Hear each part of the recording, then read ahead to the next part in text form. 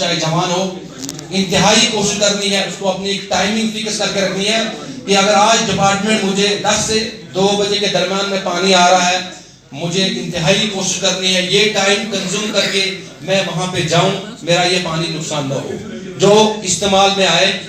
Bathroom के नलों को खुला नहीं छोड़ना है। बाहर नहाने के वक्त चाहे हम कपड़ा धो, जो सेफ और शुद्ध पानी पीने के लिए दिया जाता है 55 लीटर हर प्रति घर को मिलेगा। वो पानी हमें अपनी एग्रीकल्चर फील्ड में यूज नहीं करना है, गाड़ियों को धोने के लिए नहीं है, छतों सड़कों में बहाने के लिए नहीं है। इंतहाई कोशिश करके इस पानी को बचाना है। वाटर कैन कैसे हम सेव करेंगे? किचन में बर्तन जब धोएंगे या किचन में इस्तेमाल करेंगे पानी को अपने लिमिट और अपने हदूद में इस्तेमाल करना है, क्योंकि ये पानी हमें खुद के लिए इस्तेमाल करके खुद के लिए बचाना नहीं है, हमारी आने वाली नस्लें, आने वाली पीढ़ियों के लिए बचाना है। कम से कम ये काम पुण्य का करके जाएंगे, कल हमारे परिवार में हमारे जाने के बाद कहते हैं जब एक घर का फर्द होता है, ये आप इसमें थोड़ा एक्सप्लेन करना पड़ेगा सर, कि अगर घर का कोई फर्द होता है, कहते हैं कि मुझे कम से कम एक बेटा होना चाहिए, अगर 4 बेटियां हैं ऊपर वाला मुझे एक बेटा जरूर देना चाहिए। वो क्यों बोलते हैं कि ये बेटा अपने बाप को हर वक्त याद करेगा कि मेरा बाप मेरे पीछे कुछ छोड़ के गया था, कुछ प्रॉपर्टी थी, कुछ थी। और आज मैं ये इस मंच पे आपके सामने ये बोलना चाहता हूं कि अगर हमारे जाने के बाद हम अगर कुछ छोड़ के जाएं, वो पानी होना चाहिए।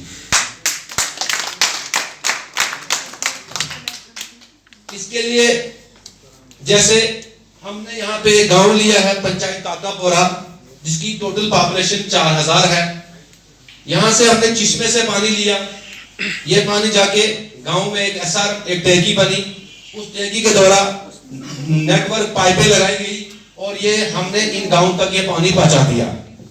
55 लीटर पानी, जो कि क्वांटिटी वाला नहीं, क्वालिटी वाला वाटर लोगों को पीने के लिए मुहैया कर दिया।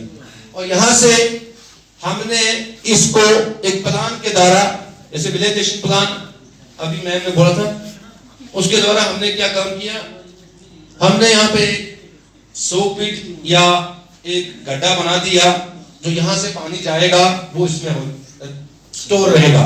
यानी कि आगे जो हमारे गांव के नीचे वाले लोग रहते हैं कि ये गंदा पानी वहां से जाके उनके गांव में ना जाए, आगे इससे प्रॉब्लम न हो, उनका पानी खराब न हो। दूसरा टॉपिक हमारा है टेक्निकल ऑप्शन। टेक्निकल ऑप्शन में जैसे क्या है, उसमें है रिट्रोफिटिंग। गवर्नमेंट ने स्कीम दी है, ऐसा हमारे गांव में चल रहा है। अब इसी को रिट्रोफिटिंग करके हमने नई पाइप, पुरानी पाइप को रिप्लेस करके वहां नई पाइप डालनी है। अगर वहां ऑलरेडी पहले से पाइप लगी है तो हम इस पुरानी पाइप को यहाँ पे पुरानी को निकाल के नई पाइप वहां पे डालेंगे, मेंटेनेंस करेंगे इन ऑलरेडी कॉन्स्टिट्यूशन स्कीम में। और उसके बाद हमारा क्या है, न्यूली कॉन्स्टिट्यूशन स्कीम, जिसके लिए गवर्नमेंट 15,000 एक हाउस होल्ड पर हाउस होल्ड को देती है।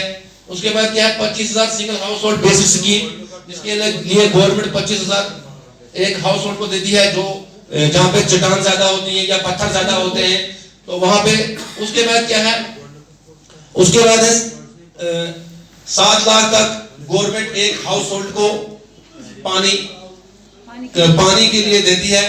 वो स्कीम जिसको बोलते हैं हम सोलर एनर्जी स्कीम, जिसको मिनिमाइज करके टॉप कास्ट जो ट्राइबल जो मतलब जो फार फ्लंग एरिया में रहते हैं लोग, गुजर बकरवाल, उनके लिए। तो उसके लिए हमने थोड़ा सा यहाँ पे एक थोड़ा स्ट्रक्चर बनाया हुआ सर। जैसे हमने वाटर टैंक बनाया है, वाटर टैंक के बाद हमने रिट्रोफिटिंग की पाइपें ऐसे बिछाई है, जहाँ पे डैमेज हुई है इसमें नया रिप्लेसमेंट करके ये सर आगे हमने यहाँ पे बनाया है। जो ये ट्राइबल लोग रहते हैं, कहाँ पे रहते हैं, 1 किलोमीटर 2 किलोमीटर दूरी के रह रहे हैं, ये थोड़े से इसका बनाया हुआ है। उसके बाद हमने क्या काम किया, एक हाउस बनाया है इंडिविजुअली। और उसके बाद जो यूजर चार्जेस होते हैं, जो 1500 रुपए हाउस होल्ड पर होल्ड को देनी है, उसके लिए हमने लोगों का थोड़ा सा जुट बनाया है, जो ये कैश लोगों से इकट्ठा करके यहाँ पे करते हैं और ये खुद इसको चला रहे हैं।